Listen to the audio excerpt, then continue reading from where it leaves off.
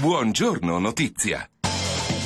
9.37, parliamo adesso dell'imminente festa di Sant'Agata, il divieto di accensione dei ceri, il divieto di vendita e somministrazione delle bevande in vetro, il divieto della detenzione di bombole di gas lungo il percorso del Fercolo sono i punti salienti fissati dalle ordinanze del sindaco per evitare situazioni pericolose a tutela della salute e dell'incolumità delle migliaia di persone che arrivando a piedi e in auto come ogni anno seguiranno la festa di Sant'Agata. Nei giorni delle celebrazioni agatine 3, 4 e 5, oltre che al 6 febbraio, vi sarà quindi divieto di accendere e trasportare ceri accesi in tutta la città. Anche quest'anno inoltre la somministrazione e la vendita di bevande in contenitori di vetro nelle aree del centro storico lungo il percorso del Fercolo e nelle vie limitrofe sarà vietata, sospese inoltre nelle stesse giornate le concessioni di suolo pubblico rilasciate ai gestori di pubblici esercizi per tavoli e sedie allocati davanti al proprio esercizio. Intanto ieri conferenza stampa presso la Basilica Cattedrale di Catania per presentare il programma degli attesi festeggiamenti. Sentiamo Monsignor Barbaro Scionti, abbiamo tratto uno stralcio della lunga conferenza stampa che ha abbracciato vari temi. Sentiamo. Come già l'anno scorso inaugurato, anche quest'anno l'ingresso in cattedrale al mattino del 4 febbraio, ma anche negli altri momenti, sarà attenzionato dalle forze dell'ordine con una cura particolare. Così come l'anno scorso, grazie a Dio, i nostri concittadini e tutte le persone che sono arrivate e sono venute hanno con serenità vissuto queste disposizioni, così anche quest'anno noi facciamo appello perché quelle che sono le indicazioni che vengono dalle forze dell'ordine siano ben accolte. La cattedrale sarà aperta al mattino del 4 febbraio molto presto, si entrerà attraverso i metal detector e dalla porta centrale, le altre vie saranno tutte vie di uscita.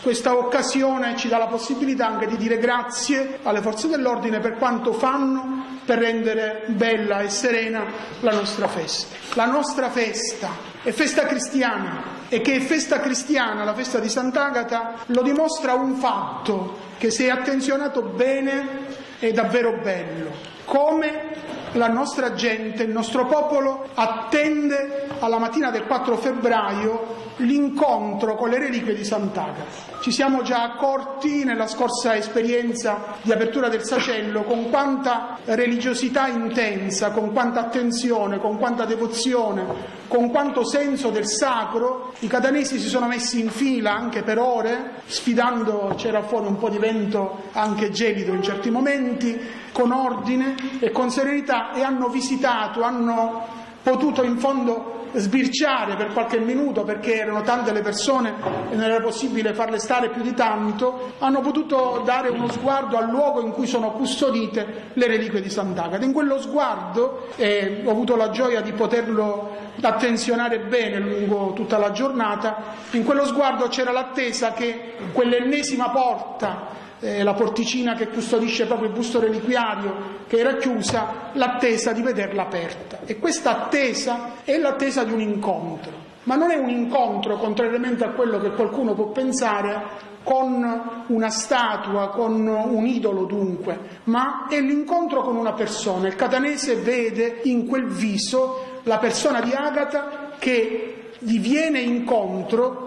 E poi che cosa accade? Nel momento in cui Agata, noi diciamo Sant'Agata, esce fuori dal sacello ed esce dal cancello, le reliquie vengono portate sull'altare. Ecco, questo incontro con Agata porta tutta la folla che la prende tra le braccia, idealmente attraverso il capomastro e i suoi responsabili, i suoi collaboratori, e questo popolo passa dal luogo dell'accoglienza del busto reliquiario all'altare. E lì l'arcivescovo celebra l'Eucaristia. E quindi Agata, l'incontro con Agata porta all'incontro con Gesù, col suo Vangelo, con la sua parola, col suo pane. Ed era questo Monsignor Barbaro Scionti, uno stralcio della lunga conferenza stampa tenutasi ieri nella Basilica Cattedrale di Catania per presentare appunto gli attesi sentiti festeggiamenti in onore della Santa Patrona di Catania, Sant'Agata.